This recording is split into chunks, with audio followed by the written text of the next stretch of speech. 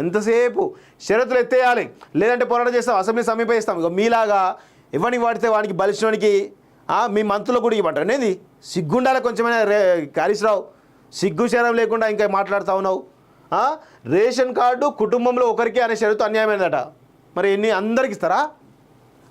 100 కోట్లు 100 ఎకరాలను కూడా ఇస్తారా రుణమాఫీ? మీ కేసీఆర్, మీ మామ కేసీఆర్ వేసినట్టు ఇట్లా చెల్లది. ఇక్కడ గుర్తుపెట్టుకో, సిగ్గుండాలి కొంచెం మాట్లాడడానికి. పడా భూములకు, పెట్రోల్ బంకులకు అన్నిటికీ ఇచ్చారు కదా మీరంతా, దొంగనా కొడుకులారా. పీఎం కిసాన్ అమలు చేస్తే సగం మంది రైతులకు మొండి చెయ్యే.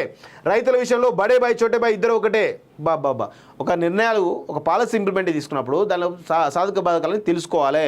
ఎవరికి ఇస్తున్నారు, ఎవరికి ఇష్టారీతిన మీ అయ్య జాగిర్ అయినట్టు మీ అయ్య సొమ్మే ఇస్తున్నారా మీరంతా? ప్రజల సొమ్మును నిక్కచ్చిగా అర్హులు ఎవరైతే ఉన్నారో వాళ్ళకి ఇవ్వాలని మార్కెట్ తీసుకెళ్ళి నిర్ణయించారు వీళ్ళంతా. దాన్ని అడ్డుకొని నువ్వెవడిరా? నాకు అర్థం కాదు.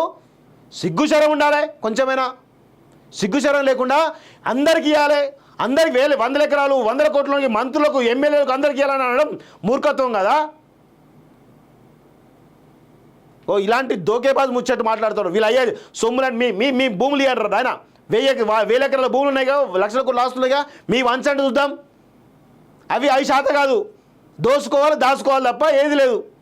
ప్రభుత్వం ఒక నిర్ణయం తీసుకున్నప్పుడు మంచి సజెషన్స్ ఇవ్వాలి, మంచిగా అప్రిషియేట్ చేయాలి.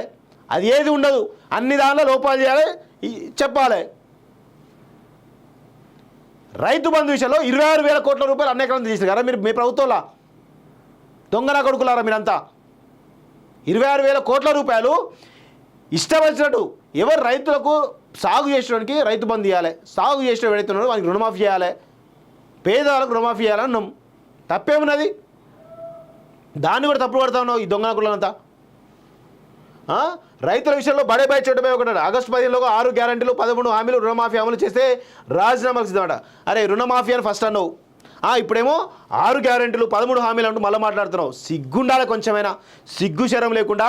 అది ఒక ఏం చెప్పావు నాకు అర్థమైతే లేదు. అది నోరా మోరా? ఏం బతుకులు బతుకున్నారో నాకు అర్థం కాదు. మీరు మీ అంత చిల్లర బతుకులు ఈ దేశంలో ఎవరి ఉండవు, ఈ ప్రపంచంలో ఎవరి ఉండవు. రుణమాఫీ చేయమని నువ్వే చెప్తావు, రుణమాఫీ చేస్తే నేను రాజీనామా చేస్తావు నువ్వే చెప్తావు. ఇప్పుడు వచ్చి మళ్ళీ కొత్త డ్రామా ఆడుతున్నావా? సిగ్గుండాలి కొంచెమైనా, సిగ్గు శరం లేకుండా ఇంకా మాట్లాడుతూ ఉన్నావు.